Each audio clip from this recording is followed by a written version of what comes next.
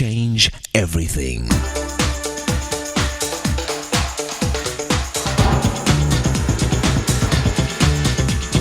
Think a minute. It's true, isn't it, that there's no place like home? In fact, our whole identity, who we are, and how we see ourselves and others, mainly comes from our family. They say the apple doesn't fall far from the tree. The kind of life we live is largely influenced by our family. From the time we're born, it's our family's example we naturally follow. Home is where we learn about love, life, and laughter. As someone said, happiness is homemade. It doesn't matter if you're rich or poor, because a small house will hold as much happiness as a big mansion. But sadly, many homes are not loving and happy. As one guy said, the first half of my life was ruined by my parents, and the second half by my children. A best-selling book entitled It Takes a Village says that raising children is the job of the community. But the reason some people expect the government and community to raise their children is because their marriage and family has broken down. Millions of families are destroyed by divorce, adultery, greed for money, selfish parents who put themselves first before their own children, domestic violence, alcoholism, teenage pregnancies, drugs, and many other things. But the simple fact is that there's no substitute for the family. A child's need for security, love, and acceptance from both parents will never change. God designed us all to grow up in a family with both a father and a mother who love each other and us without conditions and who teach us right and wrong. This is the way our character is shaped and built, so we become healthy, happy, and successful. But if you're one of the millions who did not grow up in a happy, loving family, you can join a new family today by asking Jesus Christ to forgive you and take charge of your life. Jesus wants to make you a member of His family, where He'll always love, forgive, and accept you. He'll also start healing your past hurts from your childhood and help you to forgive those who hurt you. Jesus is the one who can help you reach your potential to enjoy the success and happiness your Heavenly Father wants to give you. Just think a minute. If you'd like a free CD of our top 40 programs, write to us on the internet at www.thinkaminute.com and catch us tomorrow at this same time when we stop and think a minute.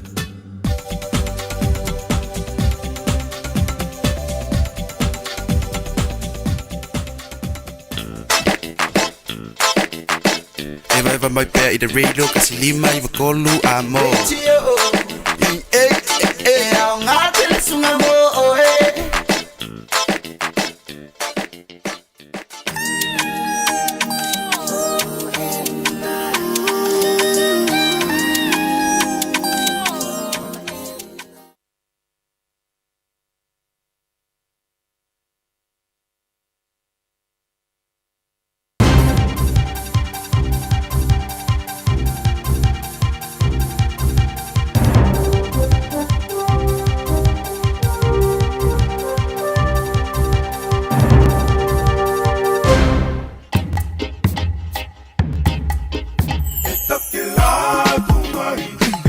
In this update, Conservation Minister Tama Potaka has axed a controversial part of his conservation bill. Potaka says clauses allowing land to be disposed of or exchanged will be removed. Senior political reporter Azaria Howell has the story. It follows significant backlash from opposition parties and environmentalist group Forest and Bird. Tama Potaka has told the Environmental Defence Society conference he would never support the large-scale disposal of conservation land and says it was never his intention with the bill. New Zealand First's Shane Jones says his party strongly pushed for economic outcomes from conservation land as part of the bill. Emergency teams in Venezuela are racing to find survivors after two major earthquakes struck this morning, less than a minute apart. There are fears of a high death toll. Venezuela's main international airport is seriously damaged and closed. The BBC's Will Grant says there are serious concerns for people trapped in buildings and rubble across the capital, Caracas. The government is hoping to attract more tourists. Tourism Minister Louise Upston says a tourism policy statement released today sets out how central and local government and industry can set priorities. Claudia O'Neill has more. Upston says the plan aims to ensure we have a solid foundation from which to improve the quality of our visitor experience. She says this will help us meet our goal of doubling the 2023 value of tourism exports by 2034. The Minister's also announced another $5 million for the regional tourism boost to attract more visitors over the spring-summer period. West Aucklanders and conservationists have signed a petition begging for Auckland's Waitakere ranges to be protected from the super city's rapid development. They fear the government overhaul of resource management laws will strip protections for the ranges. RMA Reform Minister Chris Bishop assures the Heritage Act won't change much, but he hasn't ruled out tweaks. Former Waitakere Mayor Sir Bob Harvey says Auckland's greedy for development and sprawls out.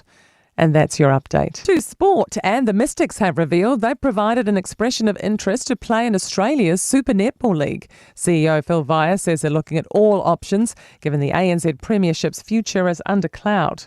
We think an Auckland-based team is a good option for Netball Australia, but that's sitting with them at the moment. We haven't had an update for a little while now, so they're obviously working through their process to understand the different bids that they've had, and, when we hear from them, we'll see what the next step might be. Full time in the Group A matches at the Football World Cup, and South Africa have sprung a huge surprise, upsetting South Korea 1-0 in Monterrey, leaping over the Koreans to qualify for the round of 32 as the second-place team in the group behind host Mexico, who have beaten Czech Republic 3-0 in Mexico City. That's sport. I'm Wendy Petrie. 24 hours a day, 7 days a week. Radio Samoa streaming live on www.radiosamoa.co.nz. Ia, talofa lava le paia mawalunga o le whawhonga tāpuai. Ia, e maise fo'i o lau sila mai moa mai tafa e fia o le lalurangi. E le nei fo'i vaenga o le aso tofi le nei, o le aso lua se fulu ma le lima o le masina o iuni, lua afe lua se fulu ma le ono, o le ua 5 minute ua te aile tu la e wha. E le toi whauawina o le au danga ma le tautua I lau lava ngangana. Le siu fofonga o Samoa. Le Radio Samoa se fulu 5 I vatolu a moi au kilani. Ia ma le pola kalame. O le nganga ifo Faiva. Ua tu taula ai tiute mga luenga sa fea ngai ma le atunu. Iso se tafa o le lalulangi. E le ngata I New Zealand nei. Ia ai whapena fo I Samoa lava ia. Le atu Pasifika. New Zealand, ma Australia, Hawaii, ma Amerika, le atu Elopa, ma le atu Asia, olo o lala ma papa Hawaii o tātou tangata. Ai tutusa o tātou taimi maaso e taipei o New Zealand. Whatalo whatu ma le nganga whaaloalo. A malo le soifua mruia, a malo fo I le langi matafi taltonu o lea ua api le seve I au. Le anga le lei ma le alofa mai o le tātou mataisili le langi. O taltonu la ia lea. Ia, mapuane I whonga a ena le ao malo. Ia, wā fo I a inga matama na wha le lea. O e na tauta I oti I le sao tupu. A whetai le lofa ma le anga le lei o le atua. O lea ua tātou toe wheilua I fo I malau lua whesira whai. Wai mai upo le atunu a o I na lalangi wha u le lalulangi. A wātama wha sina. O le tala le lei ma le paipasina o le ngā luenga le atua. Ia, o na siva tau whai lea o le tautua, a wā a inga, ai maise fo I o I tū malo, nā tau te tapua I Faiva o le a inga sa le vi. Ia, malo le srifua manuia, whatalofa fo I ma whātulou le tāwhatolu o le tātou vānu nofo, pa ia ma mamalu wha le malo, pa ia fo I ma mamalu whaaleanga nuu, ia ai, o pa ia mamamalu whaale tua, ia a wale ainga sa le vi, ua I te ai malama mali whanua alalo, a wā, ua suluia Samoa, I ave o le moli mau I ake riso. Ia ai, a whetai le tua sa o whalale lei lo wanga le lei, ma lo walofa tau muri pea, ia Samoa, po whea le tafa o le lalulangi, o lo o lala ma papa awai. Ka malo fo le soifua manuia, ina i o tātou ta mam tina mātutua. Tua asina sina i te tonu o Malta Malawa, whatalo whatu, lauto o auna, lei a taua savea, leulua i ali se Yuli, pestata Malelangi, Mulitalo, le atu a Manuolo, Al Harrington tu Manuvau Lavea. Tātou whiloa i marasangi fia. Le rei tai au ina uanga ele la, ala usu fo i Samoa, ala seu fo i Samoa, i ona tiute mo na Faiva masani, o Faiva o le ngātai whale, o Faiva fo i o le vātea tea. Ai a Faiva, alo filiba i o le atunu o whamai, o na ele alo ta oto ai le manuia o Samoa. I tua sivi, whapea fo i tua maota ma tua lawa, ia whapea fo i le vau tā o le atunu. E fo se teimi no papa i le ia i le, whono usu o le pāle mene o Samoa. O lo toi whātā ua ina ai le tā ua tele o le ngalua ina o tātou ele. Ina ia awane i o tātou whalango mai i mea aitu apa o mea ai fulisa. E la uatu e waa o loa mai isi atu nuu i to tonu o Samoa. E fiu ai whai atu e o e whai le urua i seleselenga mo e toto ia matuu ia meo o la au i le vau, i le ele. Aile e aia, pe o tātou ua pe ua mata na nana, le mata nana fo lele, ua mana o le mea whaingofie. Ia o mea ai whaafulisa ma mea ai tu apa ia. Ua tele ina mamai ma ngase ai le atunu. Ma tele ai le maisuka, ia whapena fo i maleleanga o uluma ma fau o tangata. Ai sa oa, nari poti o le lava i asa o ta ilua se lau tangata. E wha o atu le whare mai. Ma ave i le unite le na o ta unei, o le mental illness unit. O le mea wa ave i tangata sa whai i aso i ta o le whare vale. Ala o to e te tala le teimini nei. Ona o le tō tele o i lato ua pāpā a wā ai le awara. E re mari ai. O leo te whai atua u lato o se wha mai. It has become an epidemic in Samoa. The mental illness and mental capacity to think straight and sensibly is now lost. Walei loloa ia mafau fau mawhai ai o tangata se i tu rou le whaafonga mai le tunu. Mafua sea. Mafua le mea leo te e ai ia whi me e musu e whai ia sona tui fo le e su e le toto. E isi fo se taimi o papa i ai le tu la fono le na. Ia leo na whina wina nei e le fionga le fonga te laima le fionga le li pāre mia. Tasi le tu la fono tātou te o umai, ma tau muri ai. E le te tau na ese se tu la fono mō o le imata maita i whaipule. Ese le tu la fono mō tangata lau tele peitai. E iai le vaenga tā ua lava. An interesting finding about case files on this issue and what does the law require? What does the law require in terms of drug testing people and forcing people without the will to do something? O le tala le tula fono e whaatustusa i ai le mea le na whina wai i le fionga le sa whapito i le aso na nafi. E ta ua lai le suenga le sa au whaia. A tonu o ina foi e mawhai o na whautu o ina i ma tu o lalo i le malo. E toi tanga i ma toi sila i le mata upulea a o le io o i le taimi. E whai ai le test lea. Po le su ina o le toto o le tangata whai pule i tonu o le mautafono ma le pāle mene. Ia whapea fo i ma tangata lau tele o le atunu. What does the law say about the human rights on this issue? Ta ua la tau i o le mea le nai te nofo ma e longo i e mea whapea lona i. Kai maari e fo i la su ngā le a tau o savea. A tonu e whaapupula a tiri ai le mata upule i tonu le mautafono ma le pāle mene. e pei ona fina wina i le aso na nafi ai tali te ele fionga i le sa whapito. Ola na winga la, o leo te whiua e tau su e atu. E le ai la se drug testing na fuia i le aso na nafi. E le ai la se su enga o le toto, ia matino o le imata i whaipule tono le mautafono ma le pale mene o Samoa i le aso na nafi. E tā uai la le tua lalo leo. O pe fai se tu la fono. Fai se tu la fono. Fa apitoa. Ena ia mawhai o na mali lie uma iai le mauta fono ma le pale mene. O tau ia. O le au fai tu la fono.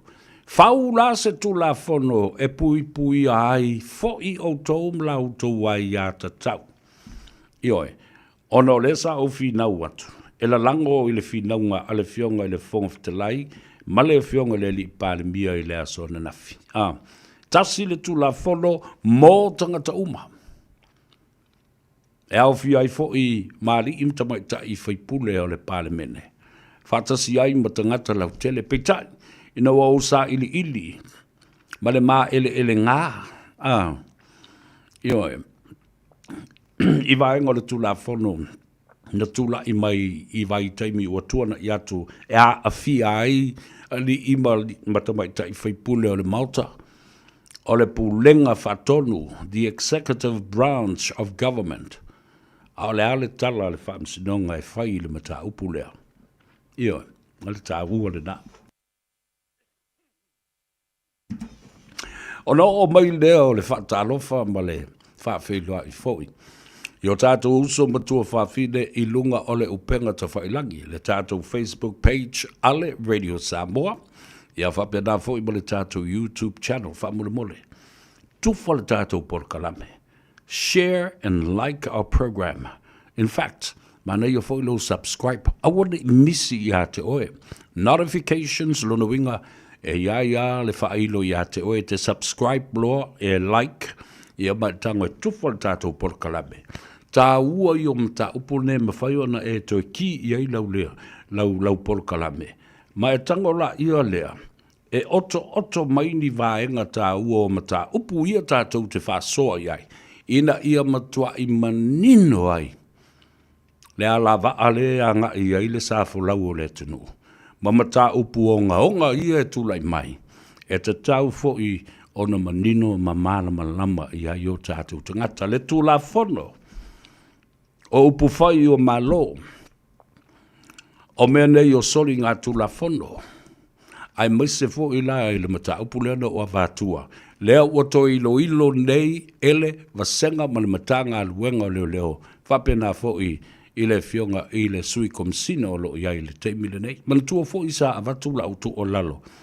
Ina ua urua i wha ilo lava i le fongatia ma wha iloa e le sui komsina. O leo, whatasi e fo i malamatanga aluenga o leo, le vaenga o le au su ma le vaenga o lo lato whaia i o meo osa wha inga. I no whaanga o lo masalomia o lo lote ai i o le meo ma whaatau ai le aisa ma le whala au whaasaina ma nā koti. Lea nā laia na avatula utu o lalo le teimile nā. Leo tali mai leo. Ioi, tali mai leo ina ia puipuia i latou. Mai mata upu e ono suai i lātou e tangata lau tele. Ai maise, o nisi ele i mau atu i ai ia ni whala au whaasaina. Po o ni nā koti, po o le aisa, whapena fo i le maluana, ma nisi lava vaenga. Ai le ngata fo i le nā. O i lātou e laloifo o le sefulu valu tausanga le mātutua. A leo whaali mai o lātou wata, le lau au mai le lau au mai ia le whainga fau le a leo. O le a lātou le toi tu uina i lunga ia nisi o ata o i lātou. Manatua, you're only innocent until proven guilty in the court of law. Nau i lātou wala ia ua whaamaonia ia o lātou mōriang. Ia manisi na maua tonu atu lava iai, o lo o mawai aisa. Ia o mea whai ngā luenga whaitino e ula i le aisa ma tuu mimiti le aisa. And of course, the underage kids, like young women and young men. Ila tōle nā e whaatulanga ina meo juvenile, underage, ia e fo ia le whaitetenga I le whaalawi lo ino lātou swafa. A wai lātou nā e te tau o le tū I luma o le whaamsinonga o le youth court. Ia po le whaamsinonga fo I mō tupulanga tala vau ele I ausia tausanga e tau ai o le tangata ua matua. Sfulu walu lua sfulu tasi tausanga I lunga atu. Mana ia le nā e tātou te ofo I aima tala noa ma whaso ai. Whatalo whatu I si vaenga lea ua ngai mai lunga le tātou apia fōlinga. Whatalo wha Lawrence Peterson, first of the block, hope you have an awesome show today. Io e whaftai Lawrence, alo le soifu manuia whafawina tāni elu, tālo whalava, malo le soifu manuia whaftai le mafuta mai, tufa le tātou Porkalame, please. Press the like button, share our program, and also leave me a comment. And it's good if you subscribe to the program to le ato savers ngai for the Faiva from Monday to Friday, and also the Tano Ava on Saturday. And most of our programs carry the weight of many different important issues. Then you can always go back and revisit and listen carefully about the advice that will be given to you. Tangola ia lea. Ia ma au mai fo I malo fina ngalo, tusi mai lo fina ngalo e te iloa, e whaali ai le tāu o tele o se mea o loo e manatu iai, whapa ia whipule ai, tālu whalava malo le soi fuamanuia, ia whatalo whafo I leo so ia Filippo Numia, malo le soi fuamanuia Filippo, ia whapea fo ia tausili tuai malo, tālo whalava stau, whaftai le mafuta mai, le tamai tai o mei a vito, tālo wha mei, malo le soifua, ia, whamai ia le tala a Lawrence, e le kangaka lenga liua ngafi, e tono ala mautafono, whine aso koloa, tālo whalava, mei a vito, whamai ele anga le se sengo le tulafono le whai e leo leo. Ia e whai for ma drug test ia ma le whalefono. Tā ua ia, tā ua tele le whaatino ina ma le whaua wina o le whai o le drug test mō te uma le malo, ai lona, e ile mea tā ua lava lea, but there is something important that you must think about and taken into consideration. Ina ia se vaenga tā ua, e apo mai e le fonga of the life pe na fo I le fionga le palemia, ma le pulenga whaatonu pa o le executive branch. Wai te tau o le malilie uma iai I tūtino uma o le palemene ma le fonousu o le 5 ma le tasi, o fai pule o le mauta, po le 5 lua foi, o I tu malo I 5 ma le tasi. Ina ia lātou whaia se tū la fono, e tā ua, mo le puipuia o I lātou. Ole au faitu la fono.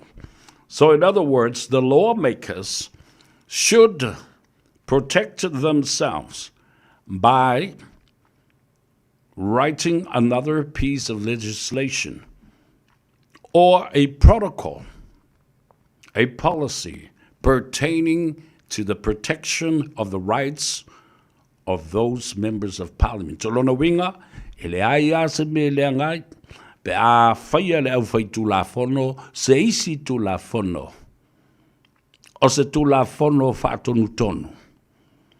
E lima te I nai la le whaia o se su enga whaapitoa, o le toto, o le tangata, o le mautafono, o le pale mene, ma le sui whai pule. Au amana tuala, a whaapea, o le masalomia oe, I lau whao ngā ina o ngā koti, ia whapea fo I le aisa ma whala au whaasa ina, po le methamphetamine, po le pi. Le suenga li I fo mai no atu whai test I Samoa, mo le SROS. E tolu masina, e lua I le tolu masina, pe ana whapea o le te whaia le mea le nā. E o fo i le ava malos. O le ula maruana. O le mimiki inga o le cocaine ma le aisa. Whapena fo i ma le susunu ina o le methamphetamine ai mānawa i tutonu le asu o le tamale nā pe ao o le taimi e liu sua vai ai pe liu a fo i le kesi ai. Whapea kanka whalongo ia. E whalongo i le whamtalanga me le di i le me pei ai e o nei fo i le di i le fuo i ronga i dole le i le whaonga le me. E ia lo vale. E ke vai me whapengi fo ringa au le leu o se kanga kai kango i ngā la pisi. Whamai, e dua i le tolu masina o whetawhea i mai ai pea le malosi o le whala au whaasaina o lai whetawhea i tu tonu o wala toto e a fi ai malo wati, which is the kidney. The sole purpose of the kidney is to filter out the toxins from your bloodstream.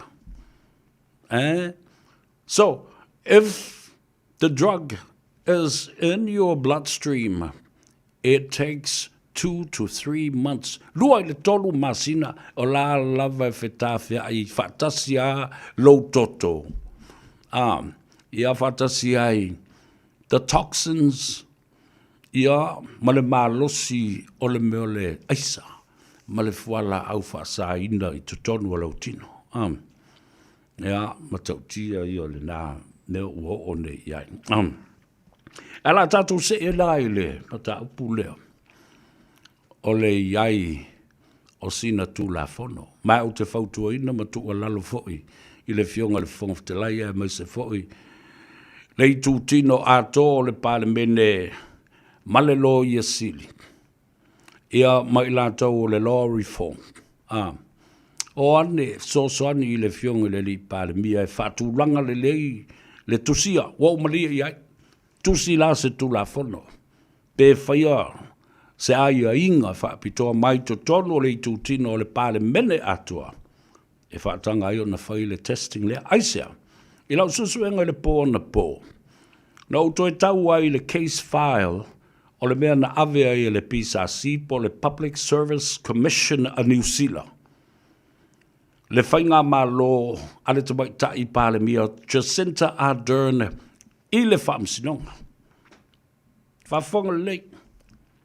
O le mafuanga, ina ua fosi e le whainga malo, ale tamaitai pāle mi o Jacinta Ardern, tangata whainga ruenga uma le malo. Ina ia whaia lato test e le teimina sa sao whaafi e le COVID.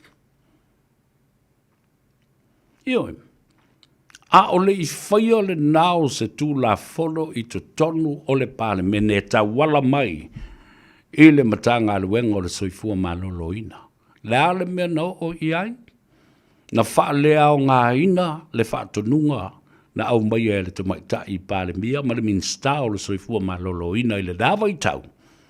Na manu malo ai le a i ata tau o le tangata.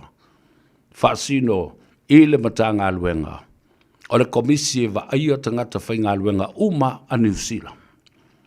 So that's where I drawn the conclusion from, that there must be a law and a piece of legislation to become a guideline for this drug testing mandatory, compulsory within the House of Members of Parliament of Samoa. Alalale na ua se e te isia e a whapea la u whatafa i le mata upulea. Ono le susuenga le nai le pō na pō. E tilo ai i ala o le tūlawhano. A tonu fo i e tā ua i le whaafonga mai i le whongaftelai. Le fionga le li pāle mia. Ma le au whai tūlawhano. Le fionga i le lo i sili. Ma le vasenga o le ofisa o le lo i sili. The Attorney General's advice is very important and detrimental to this piece of legislation. In that case, Ina ia mawhai o na pui ai. Le mauta whono ma le pale mene o le au whaitu la whono. And creating that piece of legislation will protect the integrity of the Parliament of Samoa. It will also protect the integrity and also to show some respect for the human rights of every member of Parliament. Wa tātou tūlai pui la lea ia tau lea. O te tau ai fo i la o na whaia pia mai o te langolangoina. Sida vaenga o le tūla whono e whaatu lai ma pasia i te tonu o le Parliament. Ina ia pui ai le mamalu. The integrity of Parliament. Pui ai fo i ma le saulotonga, ma le ai a ta tau, a suyus whono uma. Watasi ai ma le lautele o tangata o le ua uma na whaia le tūla whono mō tangata lautele. Ai a mauai fo i oe le whaipule. E le apalai la le tūla whono lea, mai to tonu mō o tau o li imata mai ta i whaipule. E a maua oi lunga le awala o lai te whelua i o na a o oi o le whaipule o le mauta. E te la vea la ma a fia oe mai te tau o na matua ma mawhatu se whaasalanga e whai i a te oe. Fua i lou tu langa ma le maua lunga o le waainga lau tele a te ngata i a te oe. So in other words, e whaasala ina oe le tūla whono o le a fia i te ngata lau tele uma ma le tūla whono e pui ai te ngata uma lava. But you should be punished with a more severe punishment because of the status you hold within the community and among people and the public. I say, maua lunga lo tulang. Alala mele fai me valea. Whea lua i o ngā i le tāwale lunga le awale tele. Te taula, ona matua sasapala o i se whaasalanga sili ona mamawhatu, ona o lo tulanga maua lunga. A o lea, e te lea usita ia le tūla whono, o lo wha mamalu ma a fia ai tangata lau tele uma o lea tunu. Tufal tātou polkalame wha molmole. Ina ia mana malama le le iai. So therefore, I'm in a position where I would vouch or consider or support a piece of legislation to protect the integrity, ta malianga, ai mai se foi o le mamalu, o le mautafono mo na sui foi pule. Ioe, whai le whate te inga le nau o watu nei. Lea na matua whaia ina totolo au lava Jacinta Ardern o i o le Palemi o New Zealand. Ia whatasi foi malana kapineta ma le whainga malo ngai ai le nawa i teimi. I le lua festival maleiva. Aina ia fosi ai tangata uma whainga luenga o matanga luenga uma le malo. Ina ia oe whaitu i o le COVID. Mana tua o lea ia tauna tangata. Pe whai pele whai aso tui. A whai la o au mai ai, ai le iai se tu la whono le nā mea, le ala nā wasui te isi elo ma fau. Tātou oe whai ia le tu la whono. Ina ia alo ia la le mea lea. E le ai seisi e toe tū, ma te e mai i le tu la whono lea, o le a wha mamaluina. Ia, le nā, o le tu o lalo le nā, ma le whautuanga le nā. Awa, ngā i lava le PSRC, the Public Service Commission of New Zealand, when they took the case to the court, ia, na whai mai le whamsinonga. Wa ia ina, ma ua o ia ai a ta tau o ta ngata whai ngā luenga. I le mata upu le na watu, e le Public Service Association, le PSA ma le PSRC. Tā ua tele le nā vaenga ua tātou tala noa mua ia manino ai le mātou le vai. Ia mauai fo I tātou te pispisa o. Ioi, e sao, na matua te I lava le sao whapito le aso na nafi. Mai na sao noa fo I le taimi na tūlai ai. Whai mai, ina ua whailo mai le fionga le whongwhitalai ma le pāle mbia, le mata upu o le awhai le aso e so ai. Whai mai le sao whapito na o walu I le mātou a inga malo umatua I popole tele. La mela pole. Awa. O le whaamsinonga lātou e whai e tangata. E whai lawa e tangata. Nau na whalonga o tangata we te te. Whamelo mo tangata. Ai. Walanga ke e mako kingi lea. Vātu taulangi ma malo le whionga le sa whapito ma le tofi o lo te whanga. O le tua fine fo I atea. Ua māsalomia. Ua māsalomia whapea. Ua te te ona ai o ia tango fia. Ia se whala au whasaina. Ia ai mana tua foila. E ai tangata e inua lātou whala au mō le soifua maloloina. Ao whala au na e ai foi o lātou malo si anga e siri atu. Taipei ala ia le oni whala au whasaina. O la fo ia tafe la vai tono ala toto. Awa o le si vaenga o le suenga lona lua na o le mele o le testing. O le su e la po le ale substance. What is the narcotic and the foreign substance that is in your body and in your bloodstream? Awa I testo melna po o le maluana la le ka vale I. Po o le methamphetamine, po o le pi, ia po o le isofoi, po o le cocaine, or alcohol, po o le avamalos. Maua o ma mea nai le test o le ate, ma le test o le toto. Ia, ana ia la ia leo o tātou whalongolongo, ma whaafonga mai le atanu mau tal tonu le lei. Ere ma whai ona le whaafonga mai le fionga le fong te laifa pe fo I le fionga le li paramia. Isi nei tu o lalo, whaata waa, ea masota vai vainga ua momori atu, ina ia pui pui ai le tamari anga, ma le tau le leia, ea ma le mamalu o le pale mene, ma ana tu la fono fai. Whapea foi la tu la fono, le no fai atu le fionga le fong te lai. Ina ua fo I mai le sunga le pali tele, mai lana fono le nā sa whai e Afrika. O fono e winga I whongoftalai, ma le whaafoi na o tu la fono tu mau, ma tu la fono o le tautonga, o le loto wha mauni tonu o le palamene. Whaatasi ai, ma le whaonga ina e whaipule o le social media, e o e lau mai eile la pisi. O mata upu ia te tau o na tala no ina I tonu o le mautafono ma le pale mene. A o lea ua sanga mai lunga o le social media ma upenga ta whailangi.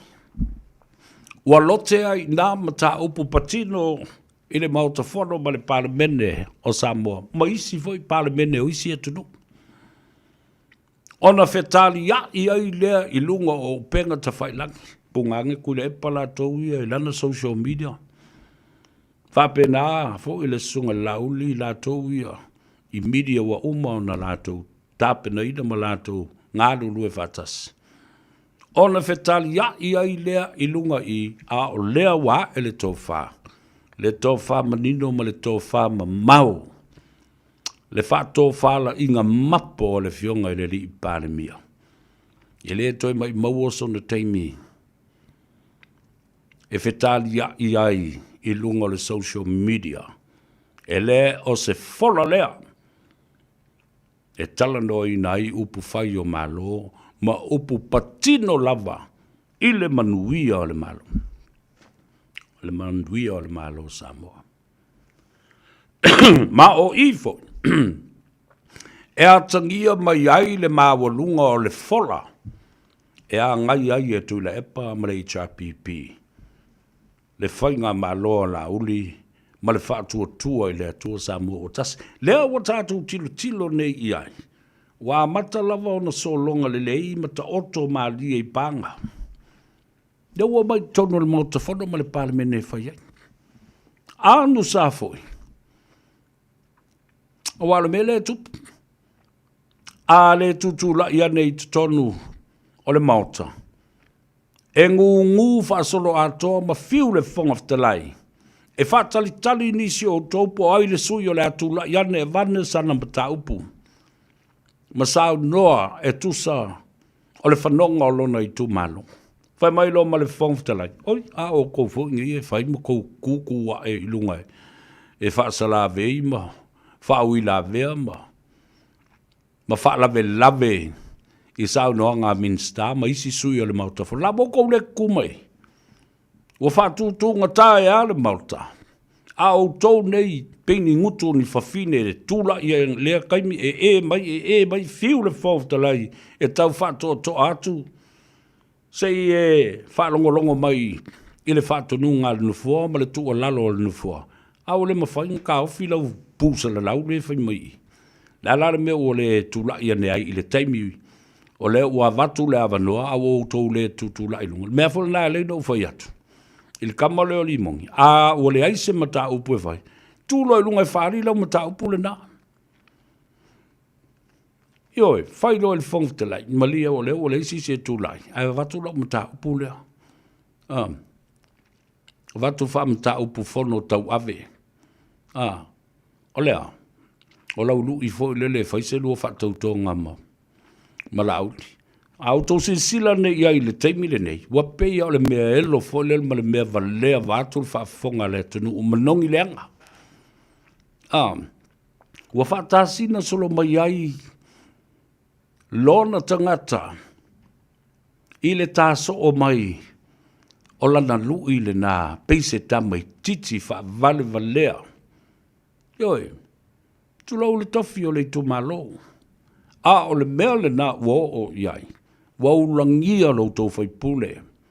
Whale ata le tolu vai atu tau langi, mama malu o le tu malo. O tala noa foi, tala noa o le tama whale ata ano manawa, uli o le ele. Ma le maa le furi o le ele. O tala noa tulana. E tau a whai a tō whale ata tasi lua tolu wha. Tala saula tala le na. Taimi uma. O lo tu la i mai pera. Ma wha pena o na wha o ngā le social media. Lea da leido whai atu tsunga le pali tele. A o se ei le tofi whong of the light. Whai se tu la whono e pui ai au tamana i nā. Pui ma le mamalu o le atunu. A wā iai le taimi. E le lava vai le atunu on sa i ona whai loa le atunu. O lana whai unga, i seisi o whai pule, ai ata e.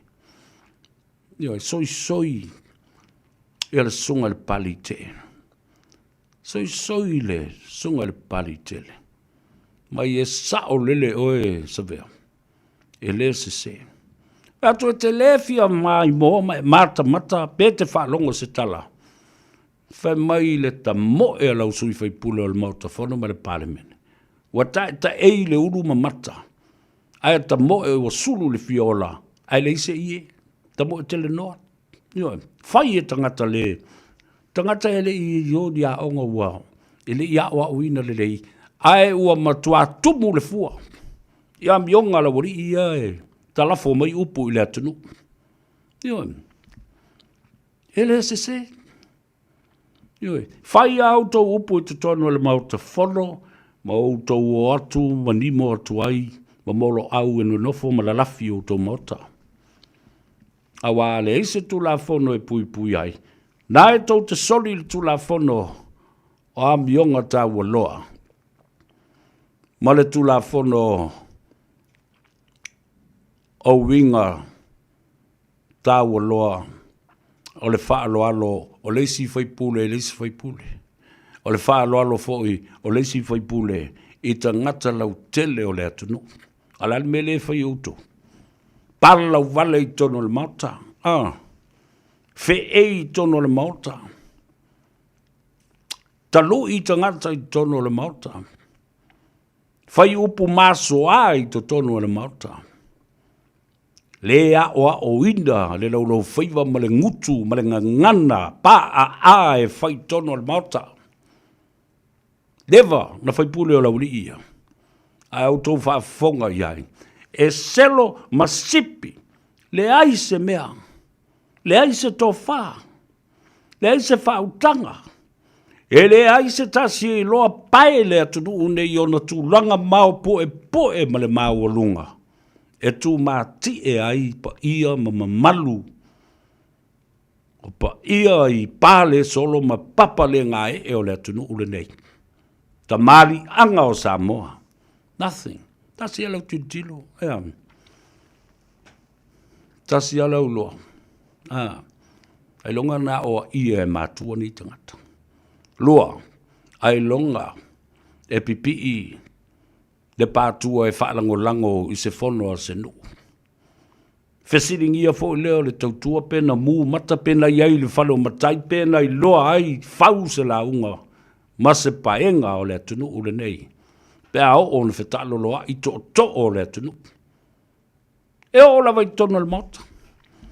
Tua le I la fia ma se pau e tasi ma se me tasi I loa ai. Taulangi le atunu ule nei. Ai o mai fia popoto mai. Whaali mai le fia popoto. Ma upu mata ngai la lafo I le atunu. E la I le tautonga o le wha maoni. O le alofama le wha alo I tangata lau tele o le atunu. E o lava I sui o le pāre mene. O tau pala lau vale iai. Nai, e le tau whai atu I tangata ia lau te whaonga ina. O se teimi tu ai tono o le mauta. E saua o le tamai titi le talanoa. Tamai titi e... e re ki pia ka mai. Te lau whaafonga mai e le atunu. A mea whaatinga uru, whaatinga mata, whaatinga talinga. Noi. A wale au ina le leilo tiute, malo matawhai oi, o oi o le whaipule e te alu, momori le tō whaa, o lau I tō malo. E lai whalongo lei mai la e le, ale a tau sei whai atu se o ingo, o tau nai whai le mea le na. Le anga e le maali e le whaafonga ma le mai mō ma le tāpua inga le atunu. Ioi. Upu nai son talafo le ale tala. Tai o le tala le lei pe o na launga le ati kopo ia mo sese. Tātou tā I luma. Awa te tā I au tafa ma tā I tua. Tā I luma masui le ngangana. Nei loa I leo oio le tangata a o uina. Nei tupunga mai tono se a inga le lei. E fatu ai le ngangana. E selu ai le ngangana. E faa mamalu ai. Le ngangana ma le tū ma le anga I le vāna nofo o Samoa. Ma le vā tangata. Tasi alo wha longo e wha sausili. E wha mawalunga. E fia poto. E wha fia atamai. Ia lea lana wha tulola I leo la aulia nafi. I tautala mele tangata sa ia le taimi na whai ai ia. Tane swau u ia le HPP ma. Mautu ia I swau u pe atau nu u. Ia waa swau u. I le tātou wafu. Iwe tautala mai e tele I ai ina. Tele I ai tono le HPP mautu u male ve vesi nei.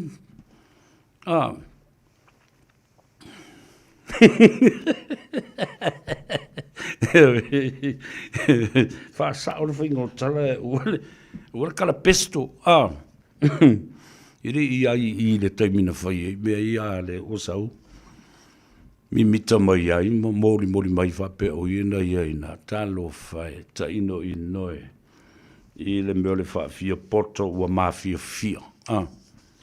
me fa solo io sei fai kokui Ra solo io sei fai ia tui. Ia. Le solo na valu leo o fea ngai le pale mene o Samoa ma le talanoa ina o lona lumana'i ma le whaasoa, le lufi ina, o le tesi ma le lua, tesi ma le 5 piliona tā la o lana paketi. Mai e malolo le fono ana le la. Masalo le ua toe usu le fono le afiafi nei. Mau te tonu foi e peo na sauno le sunga atu le epa. Lana sauno anga mātongo fie ina yaso ia e lua o tūna yatu. E ta tau lava o na pāsia le tala o le tupe. Ioe. Mai ta talo foi ina ia ausia e minsta ma lato mtanga luenga. Tupe whaangaanga ia ua momori mai i le Malta. Ina ia ausia ia le wha moe moe. Ma maua atoa ia tupe ia ua fuafua. O tupe ua tau fuafua. Au isi vai ngā tupe. Ua maua ta oto i langa tonu atina e o le a whaaso soa ia. Mai o ta tonu fo i lai le fiafia nane.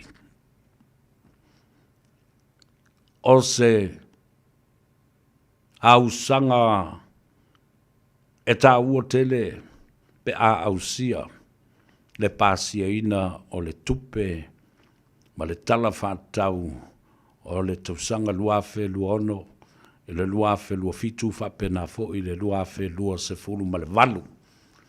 Ia, tātou tā lia lupe o pupula.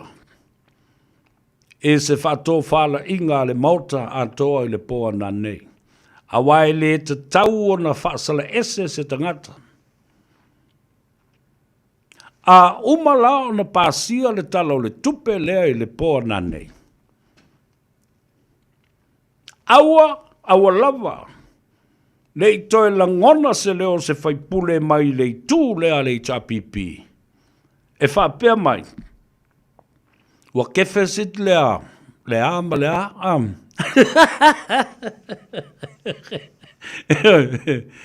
Pe toi whai tio foi. Wa le atoa le mea lea, wa le whetaui le mea lea, a lea. O le ae si ni mana nei ma e ioe e pasia le tala o le tupe i le poa nane. Aua lava lani o toi whalongo tu iai. O e toi talea, ma e toi whasea, ma e toi whasoe sā. Ina ua mae a le taimi lea ua pasia i nei le tupe. Punau i lalo le unu.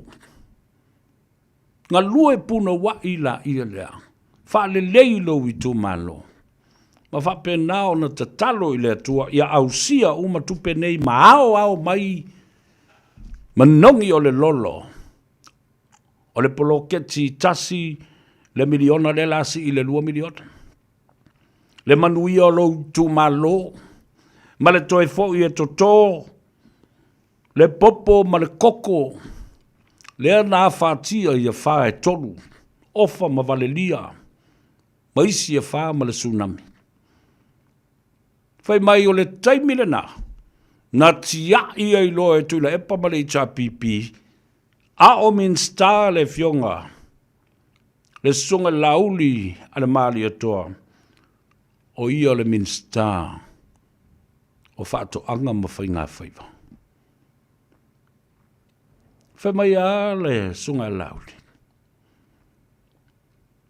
E le toe fia manatua. O taimi ia o whainga tā. Na lutia i puava. O taimi o la ngona whaanoa noa. O mawhatianga. The painful memories live on, and walking down the memory lane of the pain that he felt. Ai se a mena, ngona ai le mawhatianga. O sai tia, la ulu o tai manu tawa. Ai se a, so se taimi e manatu ai la auli, a o a verma minsta, o whaatoanga ma whai ngā whaivo ma isi atina e vau matua, whapea fo i la fumanu. O se taimi e minoi atua i e toe whaola le pole ketile i le whatu toi toto le talo, le niu ma le popo, ma le koko, ta ofi e tu le, o koe whia ngā mea. Yo, Ai ana whape iai se polo kalame. U mātua whāna e tolu. Toe o e toe la langa le vao.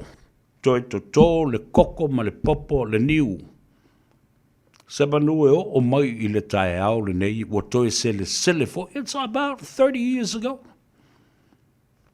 Ele me whaina ngalo I te au ia wha. Te tala vau le nawa I tau whape na fo le teimi o le tsunami. Au ngō fie. E tātā ma pese I whaili. Ma malanga whata milo I le aitele I au kilani a ngā I le lo. I Wellington me kala estete. I konseti le au whawhiwhia ma le au pese ma le au whaiwhaiti. Ea. E au malu mai manongi o le alofa o le atunu. O le sene sa la tautongi o le lima tā la o le lua tā la. Le ngutu lea. Na masa e sai le sa iri ngā se leni. E whai ei le sao mo Samoa ina ua mawhatia. Ina ua lutia I puava.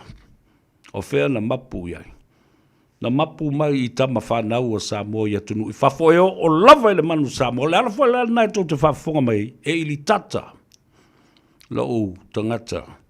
I mea I e tutupu mai le lakapi Samoa. Yo, langa sa tongi le maa ma velo le aso. Fata yo. Maota o lawa o malai. Sa whai e sa ili ngā tupe mo le tātou au al manu Samoa. Taito fitu ma le taito sifuru ma le lima. La unga, pese, whawhiwhia. Sa wawali ma wilpaelo, sa wawali ma pakete. E ao ai tupe. E o lava I nai ta maiti mana I to ina ma olo mātua le ato toa malosi e o mai I wheelchair. Aia. Nena. E ala le iona tāua. Au tau whaafonga fo I o ma e a. I mata upu ia o le lakapi. Ia whapena fo I le atina e o le tātou o tunu u. E ala I meo whato anga ma meana. Le ai lava. Seisi me tua I ai Samoa. E le tua I va o loa. E le tua I le tele o le tupe e lafu atu nei. E tua I ona ele o le tofi mai le tua. Ta lale mea, o le whaingo fia ia. O e ngarua ina ele ma whanua. O e tō mea tuto I le ele. Whai lau lafu moa. Whai lau lafu pua. Whai lau lafu mā moe ma lafu oki ma lafu povi ma uma isi mea le tau na whai. A lele pisa o mai, whai mai, na whora atu e la auli. Tau no o mai le tau sanga le ne ua fia ni whale moa. How stupid and idiotic these comments are by these propaganda media to le pale o mai ama la o mai le la pisi. Ele I whai atu le whionga le li pare mia. O le ao atu le malo e whau ni tau whale moa. Ka lo whea kai moa. Tu lau whafonga le tino. Ele whai atu ma whala atu whapena. O le ao atu e whau ni au tau whale moa I tu malo uma. Ma whau ni tau whanganga ma lafu pua. Lal mena whai atu. Na ta watu ya te o tau o le awatu. Le miliona ta la o le poloketi I au tau I tu malo. Tau te o e fili ta nganga I eilo tau maa whau. La au tau whau tanga. Tau te sila ma mawai po o a. Poloketi mati nae. E te tau o nā ngā I ai e whai. Na mea na. Ala mea lo fiso whato anga whai. Whaafofoa fua moa. Whaatau watu ya te o tau I tupe o I tu malo nau a watu. Wawai il mele te mai moa whapeni. Nā tosu sene te mai moa ora. Wau mana whaafofoa mai. Tā mau kou leo I whaanu I se koru afe ngāsi a mai ei. Ko kiki sifuru afe ka mai moa e waku inga. A watu la I e tausi. Nā mea. Ati na e tā ua le nā e whai ale whiakul malo, le la mako ako e whakul. Ia lea fo i le koufale moa i ngai, i le tu malo sa fata. Po ai lava le tu malo la matu atu le mea le nā e whai o tau. Wa umana tu watu le tupe. Ma le ai kia e te tau na whai e ati na e na. Mea le nai tau na wha sao atu i mafau whaunga wha vale valeo ta ngata nei o mai e momoli mai. Ma tā upu e wha tau te e ai i le malo. Ma ana fua fuanga le lei. Wa tuu i nātu ai i a mafau whaunga. Ta oto ma le tupe. Tau no tau oe wha tino ai le mea le nā. E ai le wha fita uli tele lea o tula i mai nei. Fa se fulu tau sanga ua tuna i atu. A o pule mai tu le epa fa penale i HPP o ana min star mai lato uma. Sa ngafa ma le vaai o ele o le atunu. Lale mele o i nei. Silia i le tonu wafe tusi o mamoli atu i le ofisa o whanua. O fuanga whanua. Tonu wafe mon tupu tangata ua talo sanga. I nai kuakta eka. Te whatu ai nai o lato whale. Malisi. O tātou tangata mai se la whai. Tātou tangata mai le wā o fonti. O nisi fo i mai ngā tai. Ele ai ngai le tai. Nisi fo i lava. I te tonu o le talawhatai o pia. La le mea o tupu. Oka se whawhita uli le anga ma le mata ngā o le whaapito na whaile atu no. Tufa, ma ave whanua e fia se fulu eka, fia se lau eka. Ave ia, o wola wala wali ia sa iei le whainga malo le nawaita. Talo sanga mai le fia se lau eka e whai ia, whaato anga mati nae. Alala bele whai. Toe avatu toe saplis. Toe vaelisi e la tou. I isi tangata ese. Le aini whato anga. Na o mai lalo le tārsanga e wha mamulu atu ai ele nei. Lale mea o tulai mai. Wa leva na au tupe ai tangata nei. I tangata na saplis ma vai i ai whanua nei. Le aini whato anga na tala pe pelo ai i le malo.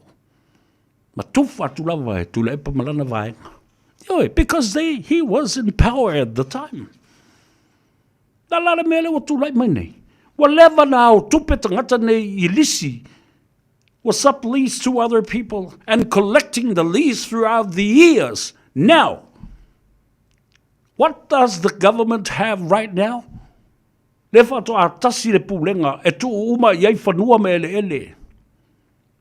O le malo, o le ofiso o whaunga nā whanua.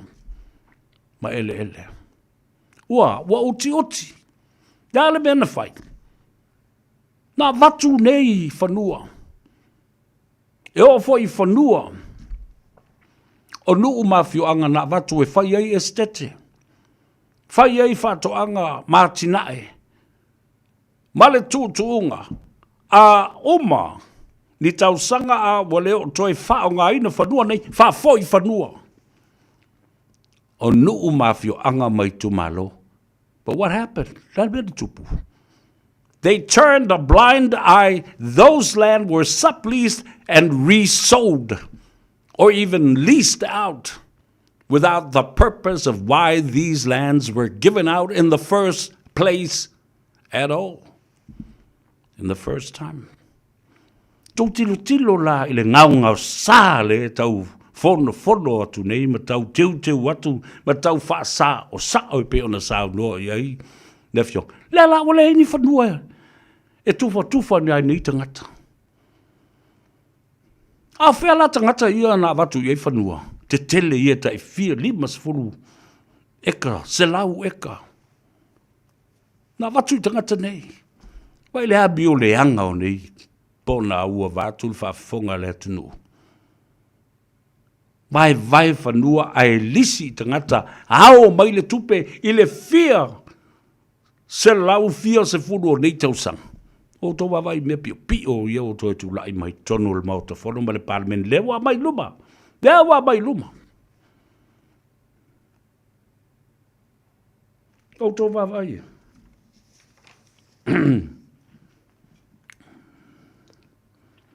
Mai una wagi matangi wa whāte tele ia na to ulu mai ia le tele o le koko maniu.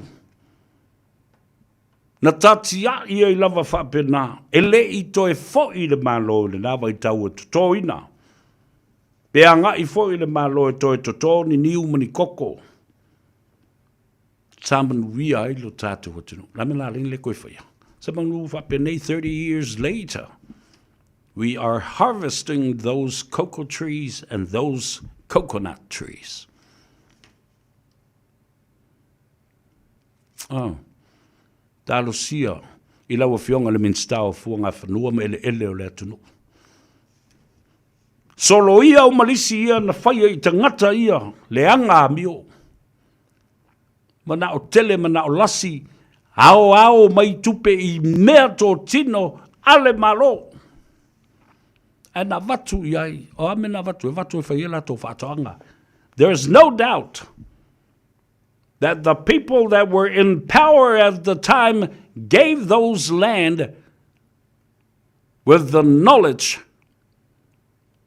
because they knew these people. Not only loa le li tangata ia na abe I whanua. Malisi ai le fia se lau eka ma, fia se fulu afe eka. Le kia iai, le popole iai. Ewa, whatau tala mea le malo.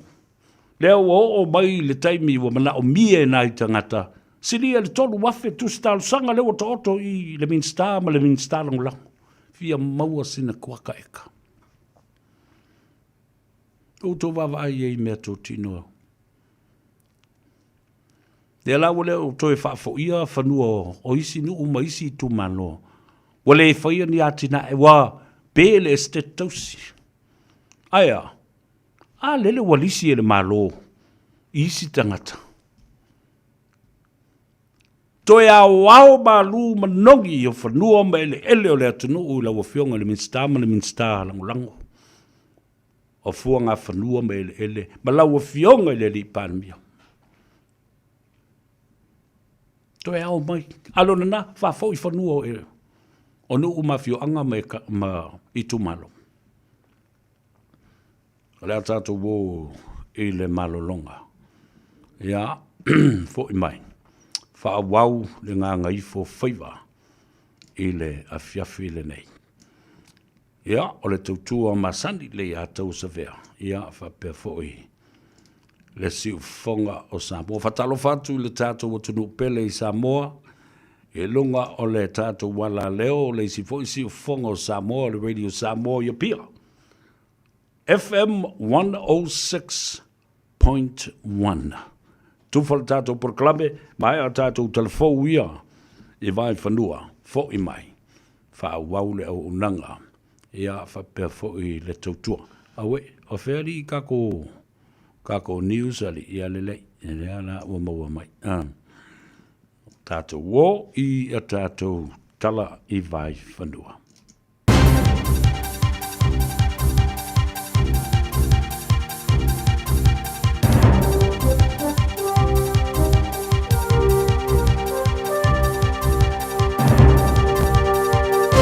In this update, Conservation Minister Tama Potaka has axed a controversial part of his conservation bill. Potaka says clauses allowing land to be disposed of or exchanged will be removed. Senior political reporter Azaria Howell has the story. It follows significant backlash from opposition parties and environmentalist group Forest and Bird. Tama Potaka has told the Environmental Defence Society conference he would never support the large-scale disposal of conservation land and says it was never his intention with the bill. New Zealand First's Shane Jones says his party strongly pushed for economic outcomes from conservation land as part of the bill. Officials are checking whether Kiwis are caught up in quakes that rocked Venezuela this morning. A 7.2 magnitude, quickly followed by a 7.5. The international airport outside the capital, Caracas, is closed and people are being urged to stay away from buildings. CNN contributor Stefano Pozzebon says the death toll is unclear. The damage is extensive. The interim president of Venezuela, Delcy Rodriguez, spoke to the nation about an hour ago, describing a catastrophic damage into several states across the country. Our foreign minister has expressed New Zealand's shock and sadness over the quakes. The rules on redress for abuse of care survivors are locked in, with the bill passing its third reading in Parliament. It specifies survivors sentenced to more than 5 years jail for serious offences will be presumed ineligible for financial payment, but can get other support. Danica McLean has more. Minister Erica Stanford says paying them could bring the system into disrepute, but people will be allowed to apply to overturn that presumption. The legislation also extends the redress scheme to include claims of abuse in state mental health facilities beyond 1993 to the end of June 2022.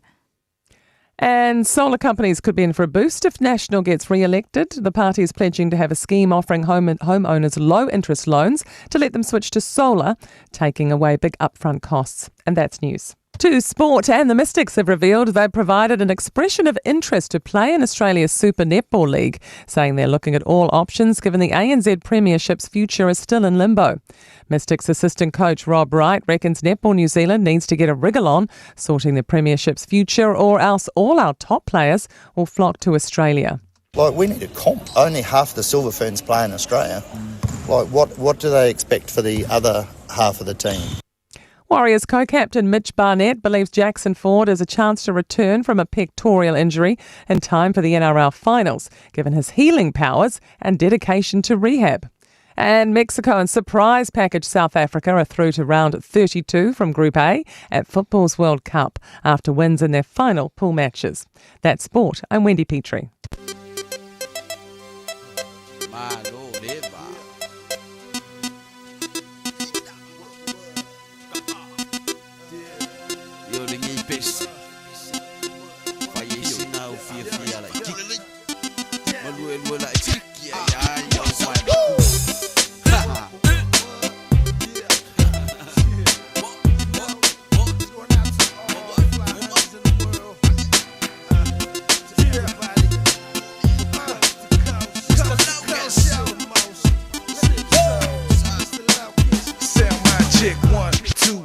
To the foe, fresh off the boat, it's the local sip so blowed on some Indonesia smoke. What do you know? Take a toke of Joe pass it, bro, and tell me what do you call a pretty face at the bar when you intoxicated with alcohol. And she laughs at every joke, even though it ain't funny. If looks could kill, she done got you, buddy. Wake up in the morning, fresh and yawning. Too much Bacardi ain't not to find it. Finally realize everything is broken. From the TV and see the smoking, just to make the rest think I'm late tonight. My headaches in my whole body hurts. She come to think about it, I ain't got no money. From the bottom body, I'm money every car. Pero akapata o fakikeya o isa maling awa.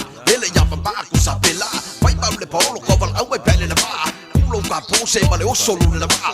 Akama o ya ko mo wa yinga. Deve do mar ngipe fa ya ole sala. Se o kabangi ele fia pangota. Ku le sifa so male le la ba. Fresh and yawning, too much Bacardi ain't got to find it. Finally realize everything's broken. From the TV, I see the smoking. Just to make the rest think I'm late tonight. My headaches and my whole body hurts. Come to think about it, I ain't got no money. The bomb body, I'm money every Bacardi. Payaski Apollo Swamani Alolo. Awangi yo uai ulu ki Apollo Fasaolo. Songi song pe aleanga ole isu soli. Miki winti which I look from the poli. Awai ke faa ole ole. Miki ole lole faa mole mole. Ka ofiku kasi emorsan kaki paka upaki. Alupe awake pelo. Fresh and yawning, too much Bacardi ain't not to find it. Finally realize everything's broken. From the TV I see the smoking. Just to make the rest think I'm late tonight. My headaches and my whole body hurts. She come to think about it, I ain't got no money. From the bomb body, I'm money every Bacardi. And what you wanna do? We had it like this summer, just me and you. Yeah, no one's a TV. Yes, I can see you get me jumping over this track to escape like free. from nothing clone. I can take you no more. You got me trapped, you got me stood to the floor. So just ignore that I didn't take so long. And while I can piece all the music, I will be strong. Morning, fresh and yawning. Too much Bacardi ain't not to find it. Finally realize that O leo ua se fulu ma le tolu minute ua te ai le tu la elima. E le whawawina o le tautua le nei mo oe le si ufonga o Samoa. Radio Samoa se fulu lima i vatolu a mo i au kilani. Ia, ma le i atou a savea se yuli e le nei fo i a stofi o le whaatawhiti lea ua tu taula i ai ti ute ma Faiva o le atunu o ma ua ngā Gagaifo fo i Faiva o Samoa. Mori atu le wha malo ma le whaafitai. Ngā luenga le lei sa autou. Ngā pāti ai le tai au ina ua ala usu Samoa. Ngā e le la. Se iau o mai i le uli. Se iau o mai fo i le nei a fiafi. O le teimi ua ngā i a le atunu o e whaola le tāwale. Ia manga i atu i maonta malawa. O le tatalo le i atu o savea ina i atau nuu ma le manuia. Lau wha moe moe ma le whai ngā malanga i lunga o le ala tele. Tau tai le atua, a wae wha mata whai ngōwhie, ai le whai ngōwhie. E iai fo i atua o le ala. E iai fo i le uta whale. Wha pia fo i le fili ma le ti apolo e wha le anga i lo mafau fau i lunga le awala. Ma le tangata e tau ma whai lava sa ili se masei. Ia ma e i tai. Ia ma tupu ai ma le vevesi. Awane i whaavale ina oi lungo le awala e sistangata. Lava papale ma ono sai tu uawa noa foi. I nisi tangata o ave ta'wale wale ini whai aimani ma fau fau tu lou whaafonga mai e rea tino. Ua lava le vale e tasi lungo le awala. O tātou tau loto ala la ma le tātou mau i le tele o tau sanga ua mawai. O mai le temile ne ile sui le mau nina. Awane i lua ni vale lungo le awala langa e tupu. E wha la vela mea kau i fosu oi vale. Ma loa tu fo ia i la tau i lunga le tātou api o fōringa. Whaafitai le mafuta mai. O le so, ia, ua alo ia i le whaamawhaenga se tasi fo i tamali i longa le tātou tunu. Le fionga i le tama sa tuala. Le fionga i a Vui Clarence Nelson. Ia, ma ua tu ua i le nufoa o le whaamsinonga. O le atunuu, amata mai le whaamsinonga whai tu malo, the district court or the magistrate court, se io o atu i lunga i le Supreme Court and the Court of Appeal. Wa atoa iai le lua se fulu ma le ono tau sanga o le au nanga ma le tautua le nei tamali. Whawhitai le atua i le soifua ngalue, le soifua tautua, le to mai wha le tu la fono, na li poi ai le atunu i ona taimi o le pongi sā ma le mautonu ma le wha mala. Ia, oi na tua i ai, na tua i le whautautanga poto, ma le whato whala inga, ma le lava papale ma le ono sai, ma le sila fia o le tulafono, e nei tamali. Whafta yantu i lau fionga i le tamasa tuala, Honorable Justice Vui Clarence Nelson, for all these years of your service to the bench, and for your service to justice, and for your service to the legal fraternity of Samoa. We wish you well, and may God's blessings be upon you. Lau Fionga. The retired Justice Vui Clarence Nelson, whaiau male mamalu le atunu o whaafonga mai atunu i whafu. Telefo i teimi sa o tāpua i ai i whaamsinonga sa tu lai mai tutono le atunu ai whaamalu ai. I have watched throughout the years of having the opportunity to be of witness and watching Honorable Justice Vui Clarence Nelson in operation, in action, as he presides over many cases throughout the years. We wish you well once again, and to the very best of other endeavors that you may pursue in your future endeavors. O le tātou whawhitai le nā Samoa, mō le fionga i le ali i whamasino ua malo lo retire nei. Ar ke mila ngai la wori I fo I le nga fa fa pui pui e vui. Mai ia fa mai fa make ai wa malo lo ia. Ko inga nga o le ri inga le nga fa pui pui ai le si ia le mako vai nga le ko se furu le se furu ka usanga. But you know, the law is common sense. O le tula fono, o le whaatataunga poto. O le whaatataunga poto. Ma le whaatataunga sao pe a mana malama I le tula fono na o awinai and principles of law. Awa e le tamalo matautia lava.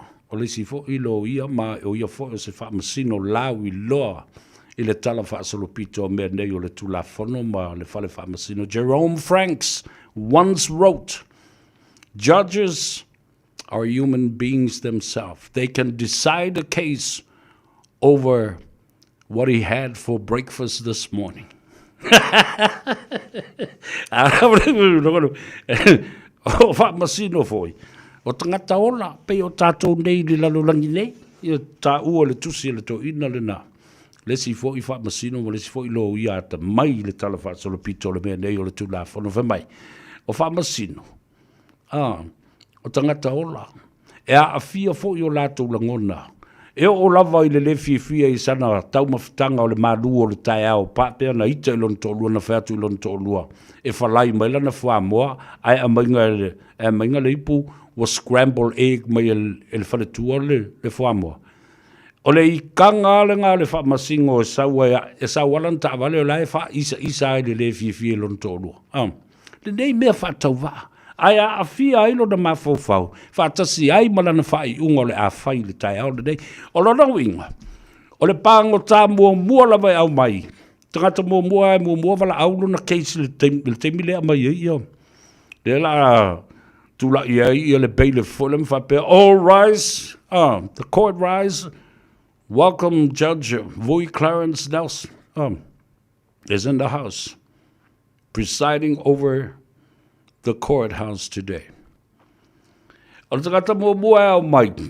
A le fifia le whamasino. Se mea whatau wa ana mōri e mai ai. O ia ke afuengi.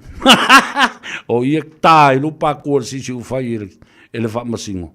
Singa mea lava kaunga e sala e pēnga o se koluse lau ka lalau sala le la wha pui o e le. Ia kongi o e le whamasino e kongo le. O le sela di o ngā. Morkolu masinga. Do you see? Ele ke el famsingo par mer famsingo. Se fai le mele se fate elo na ite elo to lua ma le ususta ina fatu ne e fa life ale me anga fa mo fa over easy ale o mai o scramble. La pule la ele e kongi kwal pe anga le famsingo. Anga pule la ia le o le lo ia la to le tu mo le tangata le pe to a pili le mele. And that's it. Watoi le wha malo ma le whaftai. I lea fo I tamali I au ngā malona soifua tautua I lo tātou o tunu. Mas patpati nā mo le whionga le tama sa tuala vui. Ya, fo I malo lo. Mo mātou mo onga le lei. Ya, ma lo whaanga. Whapea fo I ofo lo fatu I lau whionga ma le faltua le no whaalo. Male a I ngā lii. Ia manuia lau malo longa a o le wha umi ma whaafua loa fo I lau soifua. O le tai ao fo I a tai ao. Las whareile lea. Ma le neiva I aso atoa. Ia lo wha ngā solo lava fo I ia. Mo onga le lei whapea fo I lo whaanga. Ia whapea nā fo I lātou o wō ma pāanga tō tino. O le palisi o le kalesia atoa o le kalesia katoliko I au ki lani nei ne palisi I Ottawa le aso atai au e atoa I ai le tolu se fulu ma le 5 tausanga talu o na whae le tofi o le kalesia katoliko I le ao le fionga I le li I patele ia Father Michael Enderman Alipia. Congratulations, Father. You were a friend of mine the first time we met and set eyes on each other and shook hands almost 40 years ago.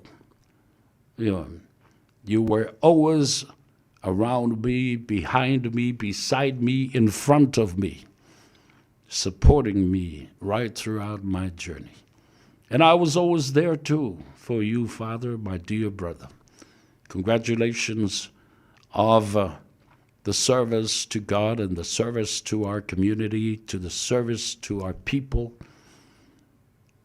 and service to the clergy. Lau fionga ele te whono o le mawhtanga so whatasi e whaiwhi au Samoa i New Zealand maukilani nei. A whetai le tua i le tele o nei tau sanga sa whae e yo i lau au. Ma o tau au le mamawhatua o le ngā luenga i le tausinga o le palisi i le tausinga o le kalesia. O whea lava sa whina ngalo le kalesia e momoli tū i ai lau a whionga pātele. Sa e sa vali ma tau muli muli ma usi tai i lunga atu o lau a whionga. A toa le tolu sfulu lima tausanga i le aswa tai ao. E le o se taimi pupu. O se savalinga e matui tui le ala. O se savalinga sa whiangai ai malunga malalo. O lo i tau o le soifuanga nei. Ai maise i oe. E te au le leitele. Ai te le wha sepa mata lava. E a fia ai oe. I se tūlanga e wha oso i nai oe. E te fia whaito o lua ma whaiso wama. Ma e ama i fua i se te maitai. E se le malo si o lo whatua i le atua. Ia. After ia to fo i lo tausi matua. A o soifua mai pea. Ia si o tina. A vea fole nei a vendo e mori e tuai wha amdianga. Ia te oel tina. Ia o sulu ngā titi na tupunga mai ai le au auna le atua lea. E o mai le teimi le nei o lo whaia pea le ngā ruenga ma le fina ngalo le atua. O whaamurianga fo i nā mo oel tina. Amu ia le manawa o oel tina.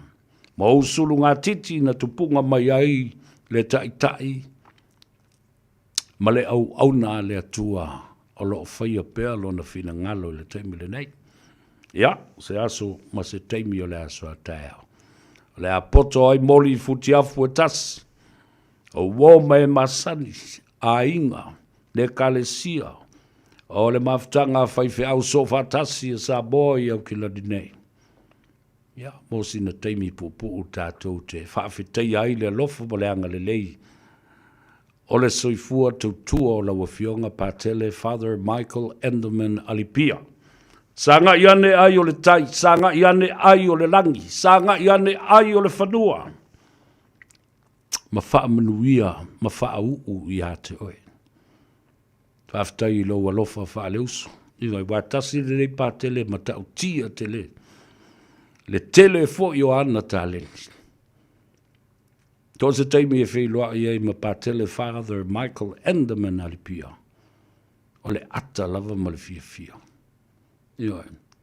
Such a happy person.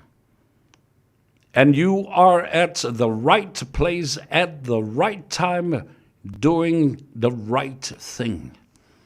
And that is the service to our God, our Lord, and Jesus Christ, and the Holy Ghost, and to the people of the wider community, not necessarily Samoans, the Pacific, and the national population of Aotearoa and our people of Samoa.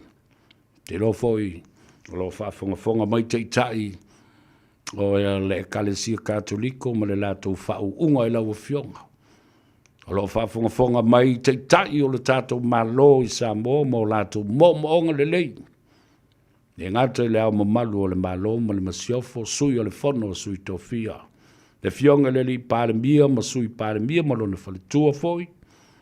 Ia mai se foi minista o le kapeneta ma le ainga minista lango. Pea foi le sunga le atu le epa. Fa pea foi le mamalu o sui o sfono uma o le palemene o Samoa. O oe o se wo a le atunu. A o se uso fa pele ya le atau o se vea. Ma le tele o nei tau sanga e tele sa ta ngā lurue ai. Sa ta su e tupe ai a ea. Le ma whaina ngalu. Ma su e tupe i le tele o whaafifianga sa whai. Ma le nei e fionga i le pātele ma isi whai whea. Vale lia, ofa, o isi a wha, se i o mai le tsunami, se i o mai le taitoa fitu o Samoa i tausanga uma, se i o mai i le manu Samoa. Tausanga uma e sa ili tupe ai. E tali ori o ai i le pātele lea. A waia, e mana i o lona si ufonga. E umalona o pese sa uloa i lunga se ile maik fai mai. Ta vea, fa pea oe ngā oe ke ilo pese. E le leifo i le leo pātele. Le sau tō whafonga ne i ai i le tātou tūtō tasi lea sa whaia. Ea. Lea na whailonga ina nei, le ona sifuru ma le whātau sanga o le tūtō tasi ma le sa o le tonga o Samoa. I le maota o Samoa, i mangele. I le nei tau sanga ma le amatanga le nei tau sanga, sau tō whafonga ai. O usu e le awhionga maha, tau langi e le awhionga, ia pātele, ia le pese, we are Samoa. Ese le matautia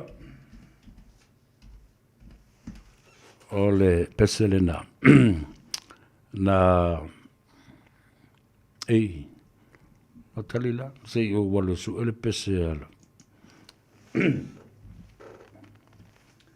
ia e mana tuai ia le fionga ia patele malana tautua i le atunuu ai maise le kalesia ia maise fo i whawhia fianga whaftai patele i le tele o mea lofa le tua ua foa i a te oe ia whapena fo i lo wanga le lei i a Samoa le kalesia o a unei ia ma le toa tele lava on le palisi sa e ngaluai. Se su ela le pesele alanga le pesele te mana oe. E tamo le fionga ia patele. And this is one of his favorite songs as well. Se su mali, se su mali le vavu i walanga e. No tau whafonga la ia i ina ua tu ina tu loa. Ia le microphone. O valaulia le fionga ia patele. E usu le peselea. And he sang, we are Samoa. Father, Patele, Father Michael Enderman, this is for you. Congratulations of achieving 35 years of being priestly and wearing the love of God in your heart for the people of Samoa. Whamanui atu wai i le atoanga. I le nei vai aso le tolu se fulu ma le lima tausanga talu o le whae e le tofi patele o le fionga. Ia Father Michael Enderman alipia. Yeah, congratulations. Alofa tele mo lau fionga. Ia whātu mawina le malosi. Ma whafua loa le soifua tautua i ainga. Le e kalesia ma le atua. Ia whapena fo'i so o se tangata nuu o Samoa. E whekalosia i o lua mangala. Each and every Samoan that crosses paths with you. My dear brother, I love you so much. Ioe, ta ua le nā. ta watu i le fionga pa. Tala e maise utou le au whainga ruenga atoa. Maise fo i le maftanga so fatasi o whaife au uma o e kale sia Samoa lo tātou ngālu lue fatasi.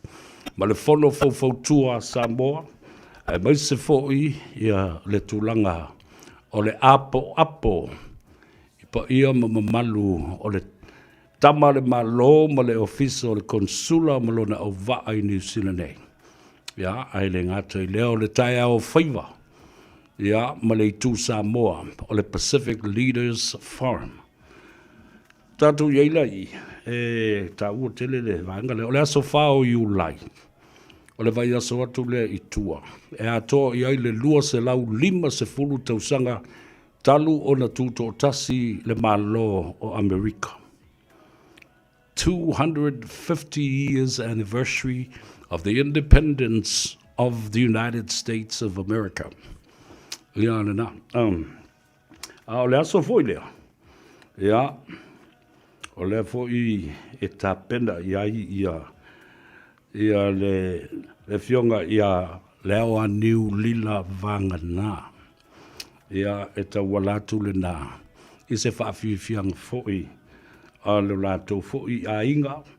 O le fundraiser social Saturday the 4th of July. Tali tu lai ono wa tato ulu whao uma. E le no fuanga le wa ta nei o le Manurewa Netball Courts i le numero Iva se fulu ma le 5. Iva se fulu ma le 5 Browns Road. Lunga tua i Manurewa. Ia o ina.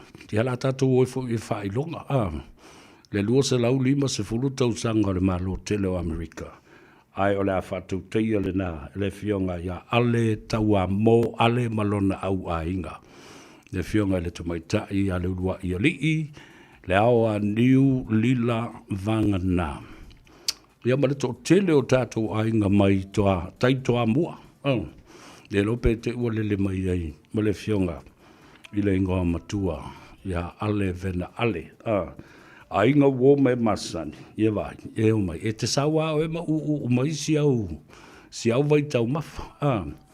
E le ingi ka ko wipu maka e ka e whaatanga i le mele, e te sawa o e ma u mai. Ia lau ipu. E lua se fulu 5 tā lale tau o le tātou barbecue. Ia o tōmana tua. E le tutongi e le whai tutoa. E te tau na oka lau ticket. Au lau ticket la. E te wala au le whionga e leo a niu. Le urua i lila. Te mai tai o lila vangana.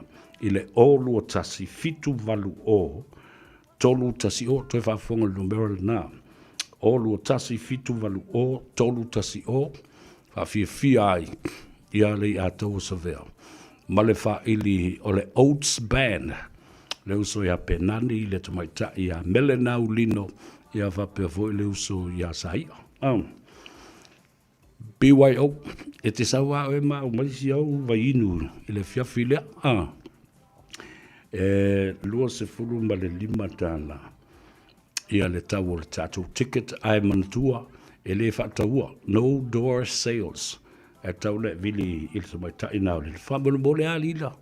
I ke whia wa ai a, i le whawhiwhianga le a tau sa vea ma le a whionga le ngoa matua ia ale, tau a mo ale. Ia masi o tātou ai ngā mai taito a mua.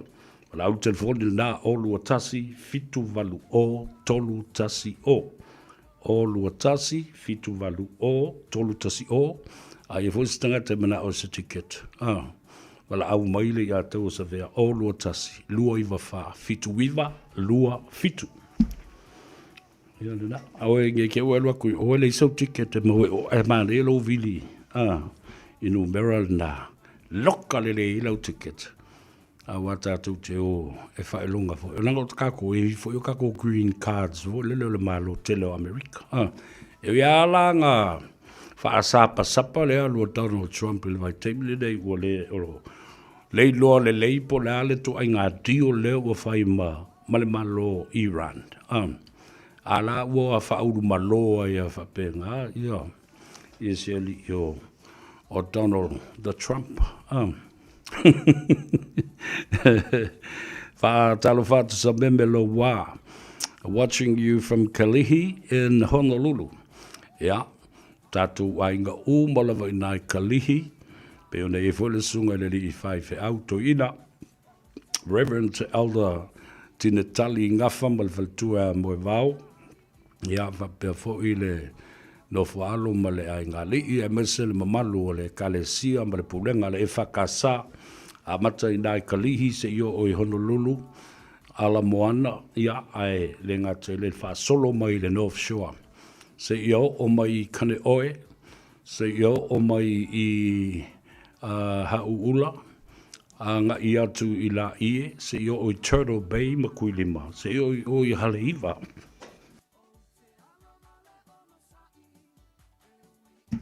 E whalongo me lauri e whamatoli. Le se pikongu ue le ka ua me le ringa, ai o ngā se sa ka ama milo solo. O talo whatu I le uso ia Istanbul. O lo o iai Iraqi le teimile nei, a se fo I fita le malo tele o America. To you are servicemen and women of the United States that are based in Iraq, Istanbul, my brother, and to all of you that are watching and listening, o le fita le ale malo America lo iai tono Iraqi, manisi fo I alo matama whanau o Samoa mai tuila manua. Ia, o lo whaangolongo mai, whai mai talofa le ataua, o mātou o malo lo. Tala fo I toninga le ami la tau ia. Ia, ai ua mātou. Mata matapua I atu I le polkalambe le ngā Gagaifo Faiva. May the good Lord bless you and keep you safe. To you, my brothers, servicemen, the brave men and women of the United States Army, and also the people from the National Guard, and also those in the Navy and the Air Force. Sergeant, Lieutenant, Senior, Lei Ataua, a male malo Haseni Lavea. Ia whapena fo I Corporal Fernando Ferdinand Lavea. Ia whapea fo I Corporal Hinckley Lavea. Ia. Moto wawa I le saola inga sa Lavea, na le whai le malo tele o Amerika. Ma isi alo matama whanau a lea tunu. Whapena fo I le rii. O Lieutenant Senior Sergeant Tumalu Vau, Samuelu Lavea. Tele le sao. I le malo tele o Amerika. Me whalalanga a ukaukala I mata upu o upu whai o malo le malo tele o Amerika. Mai le whai ngā palota lena te atune. Tūlai mai ai I a sui o le Democrats. E sui tūlanga I senatoa I a le Republicans. Lea la, o tātou bevesi nei, ua whai ma ngā pā le taua ona o mea Donald Trump. Ma le pepelo le sa whai whape o lo whaia le ballistic missiles ea ma nuclear bombs o le malo Iran.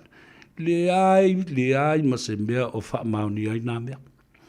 Tusa leia ma le taua na whaia Iraq. Le ai fo I ne mea tau whātontonu na whaia Iraq. Aia. Whai tau miliona tangata na mali wai o Sfainga Amerika. Whapea nā la le mea leo tūla I mai tutono Iran. Ai tāpuni ai le ala vai po le ala o le nofuanga le nā e ngā solo mai ei wa uma I a la ua loa. Polonga ai le lalolagi atoa le Pasifika ma Samoa New Zealand ma Australia. Maisi atu nuu o le lalolagi ina ua le mawhai o na toi whaatanga ina Iran. Ni vaasua u te tele e toe ui mai ina I le nofuanga e tau o le Strait of Hormuz.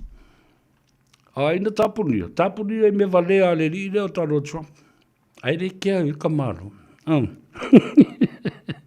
Atalu vat sa memelo wa tamali I threaten au sange siosi ia male toa tele o tau tufa le tātou porkalambe nei whai fwoi ona whaafonga mamala malama mai iai ia lo tātou o tunu Ia, ma mea uma o lo o tutupu.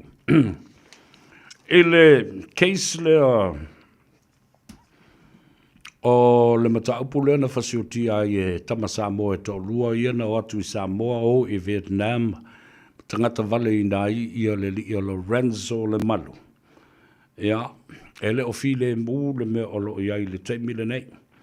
O lea ua tau fia ia le tōtolu o tangata i Samoa.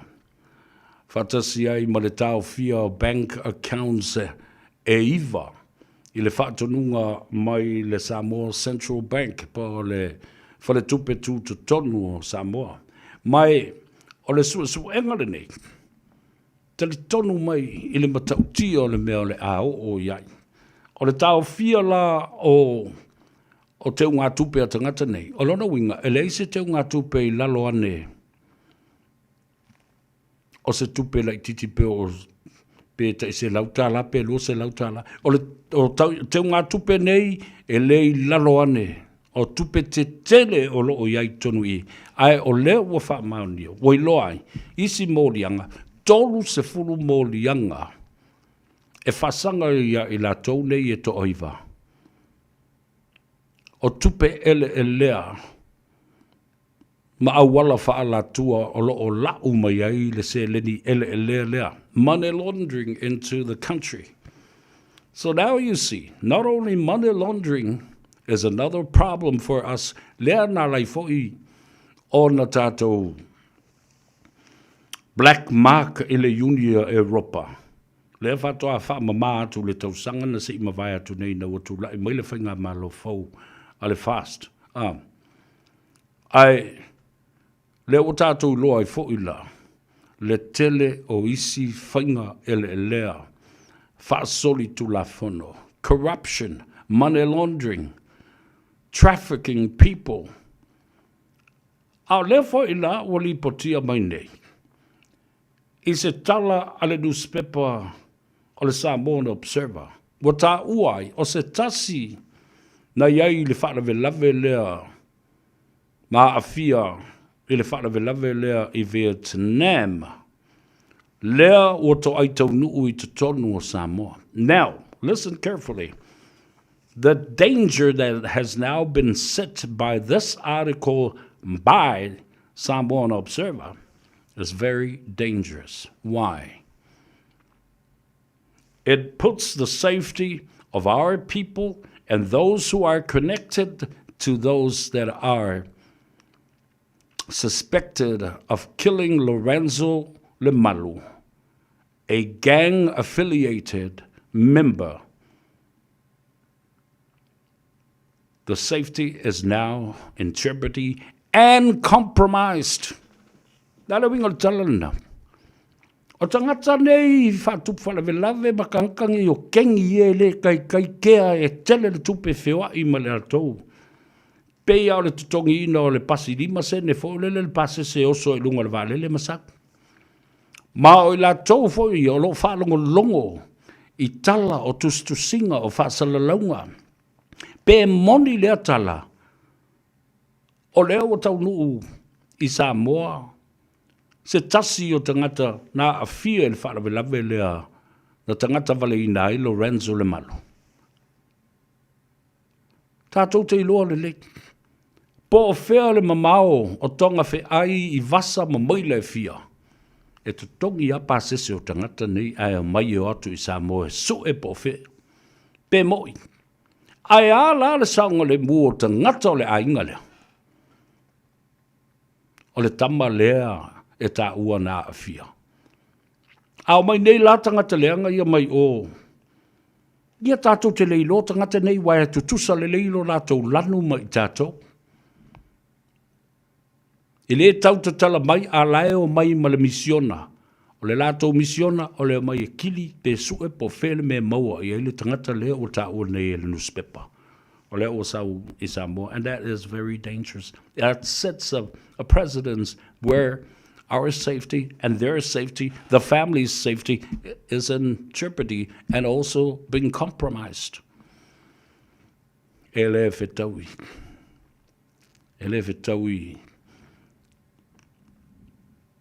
ua matua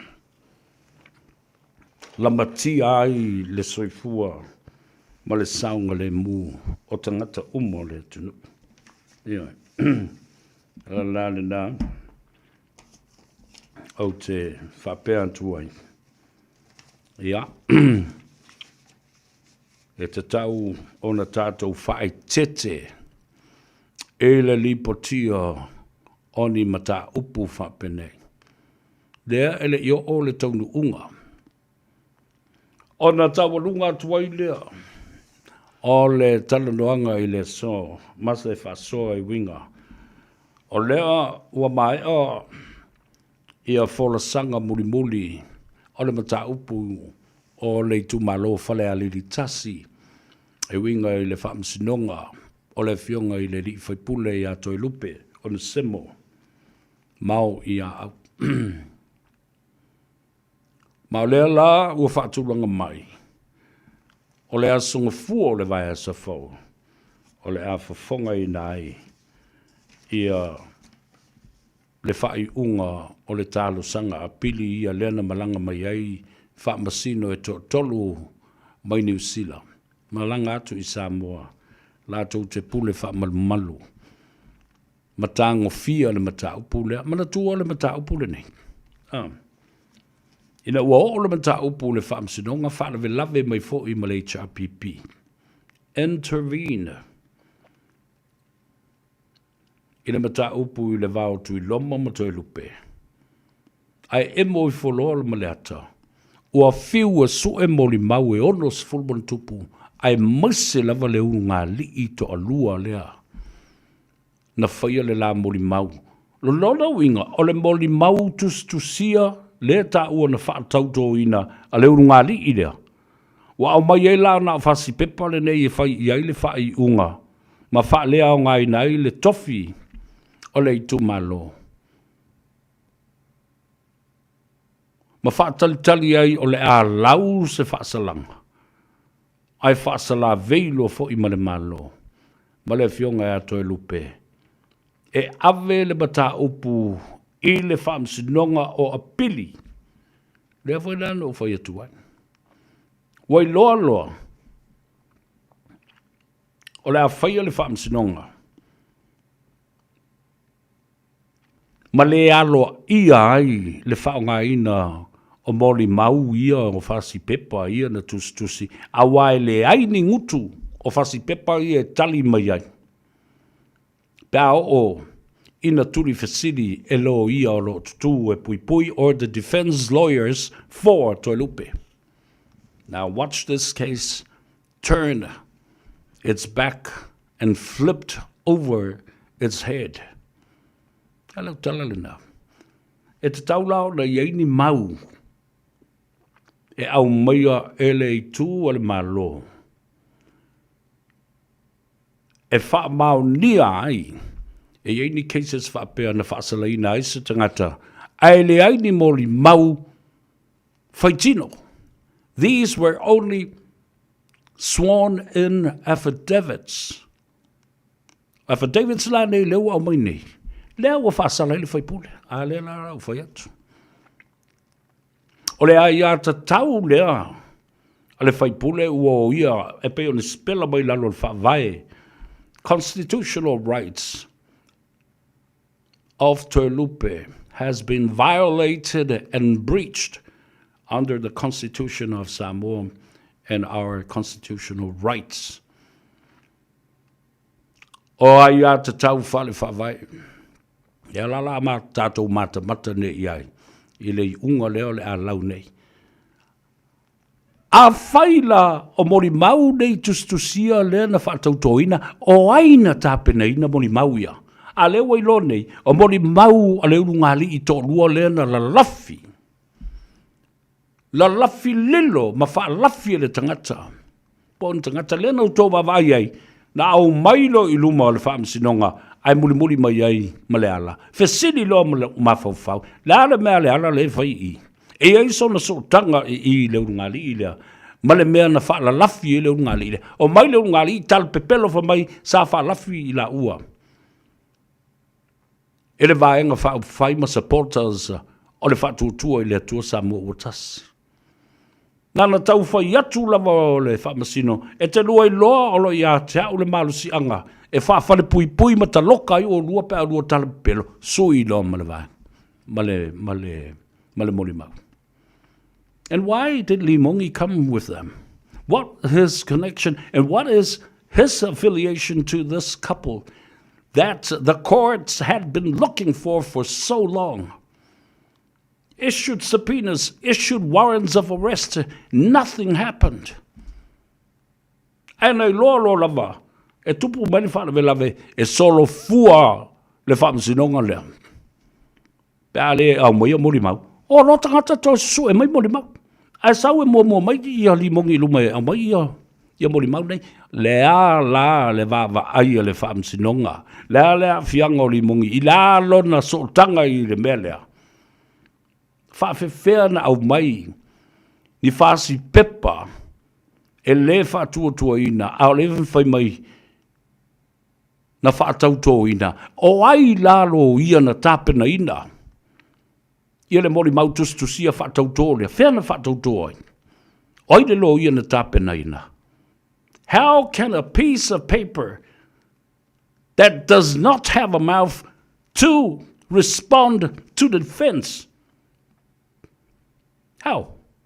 A le ua tito ai ia le whaipule o whalealitas. Is it fair? Awa le mea nā rela tātou o ne susue. Ma whaalau mai e whaamasino ia no atu ta ino e le mawhai lava. Conspiracy to commit fraudulent and conspiracy to try and bring some witnesses and testimonies that are fraudulent. Molimau pelo, perjury, e matautia. Tele matau pui fitale noa iai, peitai, ona ua tātou taunuu i le taimi. Ia, e tā walunga ai fōi me lea uonanga ma le tautua i le atunuu, i le whaatawhiti o tiute ma Faiva o Samoa, i le neia stofi. Whafta iatu Samoa, i lau whaafonga ma lau mai mua mai tawhai fi o le lalurangi. Nai te mā mātutua, tina mātutua, ma lau tō fōi i tālo sanga o lo moli, whapea fōi le au whainga luenga tofi e le atua. Nai o ainga, e ma fia le kelope, ma le tātou watunu pele i Samoa. Tō mua, ape nā fo i pule ono i salawhai. Le motu, tō mua le motu i atu i le manua. Lo ainga i le tai, ma le waa o fonti. Ia whapea fo i o tātou ainga i whale a lili atoa. Ia, ai maise, ia le atu le whanga atoa e matautu ma whale se la. A o le tapo inga a le tō telefo i o tātou ainga le whale manono ma i sa matau ma whale la tai. Whamri atu ma whafti atu i atu tau, lo tau. Te talo mai ma tāpua i mai i Faiva. A wāu te teletonu. O Faiva tāpua ia, o Faiva ia e male manuia. E tauta ia male manuia mai le atua. Whamangalo se leo o le atou se vea o le atatou wheiloa i le tāwalunga. O le Gagaifo o Faiva i le asua tai. Au whafta iatu le tātou major sponsor, Pacific South Pacific Specialist Healthcare i tātou whaleba i e lua te tele, tasi i nandi, tasi i suva i le aai i a po o le atunu ua fiti, tonga fitinga o le ngase o le kānesa. Ia wape nā fōi ma le ngase o le fatu ma tau tonga whapitoa o le fatu o tu mamao i nā ai le ave mamao i intia. Ia wape nā fōi le nei atunu. Manuia malolonga o le nei fiafi. Whata auto fo i tō whanga i se teimi, tali ngā sua, maosi ngā taulanga, i le nei fo i a fiafi. Anga le lei le atua. Ma i a tō whawhawa, ma a afu i le afu o le atua. ala fai whanunga le lei le asona tai au. Folinga le tua, tātou fusi la au mamomori la palapa malo. Ma whaaftaia ma whaafoi le vi inga le tātou tapa au sili le langi. Le atou se vea le nei, alofa tele mo oe, whamangalo ai se leo, i lau titi foi tama. Oe le matua moe pō, e ala pea.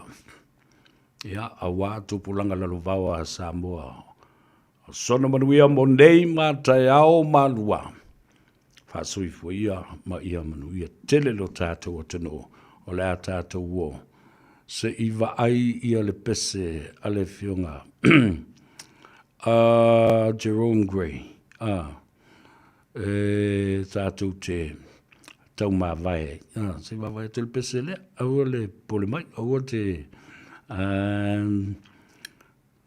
Aua te vesi. Le la tātou uo la vesu ia le pese lea. Ia le lei. Manatua mai oe Samoa. Ria tele le tātou tenu, whasoi fuia whelai tāia.